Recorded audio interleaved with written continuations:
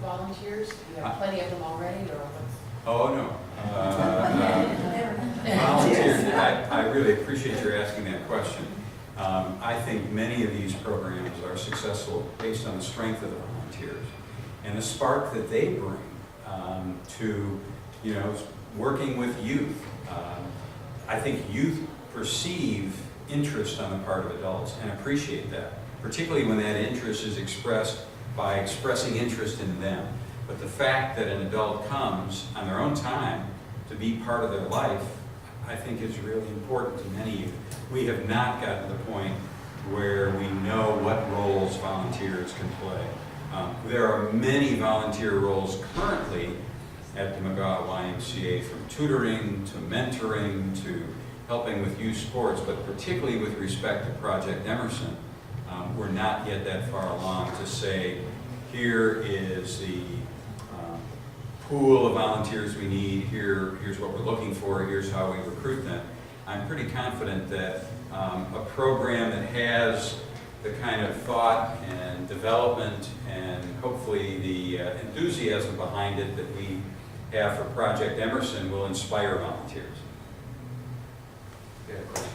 No, I definitely would like to be a part of this process. I have done some field research in the city of Chicago on the west side, south side, and Roseland community areas, and have interviewed some of the youth, and youth, particularly some of the gang members, and was able to get some solid answers as to what would help them and work with them.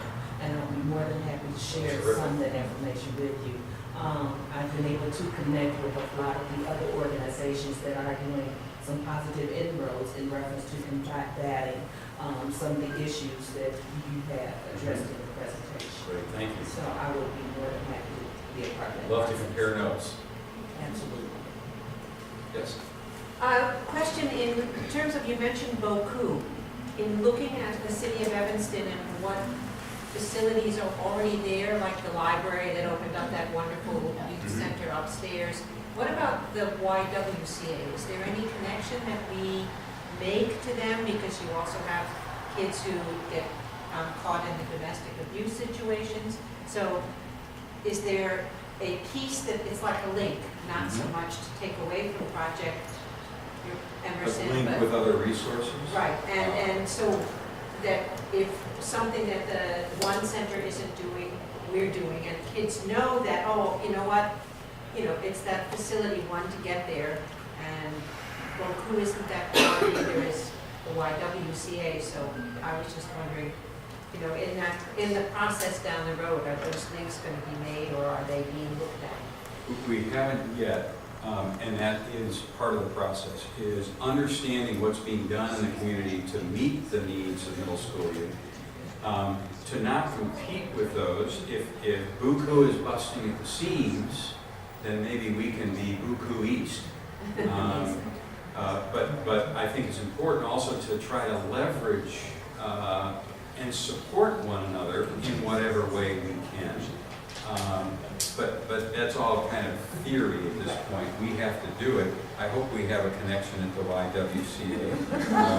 Monique, who, if you don't know, the kind of inside joke is Monique was here for a number of years and did a wonderful job, and now is at the YWCA doing an equally wonderful job, and I hope is a key part of our link to the YWCA, just as we like to establish and maintain links with YOU and Buku and other organizations. But understanding what others are doing in the community and not wanting to compete or interfere or somehow interrupt what they're doing, but complement, supplement, do something a little different. A great point, though. Yes? My question deals with advisory, mentoring, role modeling, some of these programs that he is excited about something. He or she will be a little direction, perhaps, how to embellish that, which means the adults need to step up, do something where they can't possibly go. Mhm. So the adult need to be the person, whatever. Which I think gets back to the volunteering question.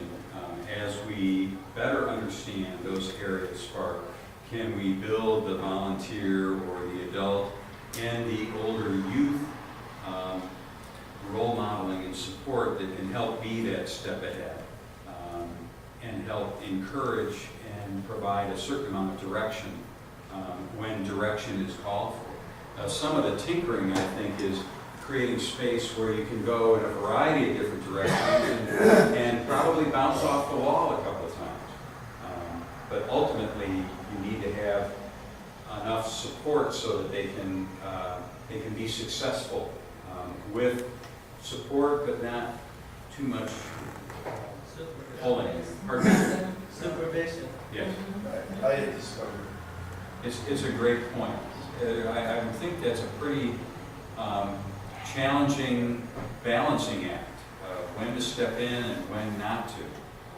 But I hope that because people have an understanding of whatever that spark might be, they can recall and can understand their need to be supportive but not pushing or narrowing when narrowing isn't what the youth wants. They need more space to explore. When you get to that volunteer stage, it occurs to me too that for all of us who want to get involved, we need a little bit of training. Middle school is a particularly sensitive, as you pointed out, the facilitating versus I'm telling you what you should be doing. And so I would think that that's going to be a part of here, way down the road, but a little bit of training where we talk about some of the issues that kids present to us that, you know, in my world, it may not be something I understood. Sure. A great point. And that would not be training that I could facilitate. We're going to need some folks who have expertise in working with middle school youth. And we've got some in the room. And we can probably bring some others in to help us understand, you know, as well-intentioned as we might be, how can we best play a role that really fulfills what is a very interesting age. We are a little after 9. I apologize. I'm happy to stay. Please have another cup of coffee and a bagel. Thank you very, very much for being here. Thank you for your questions and your comments, suggestions, and look forward to seeing you in March for part 2. And thank you again very much for being here.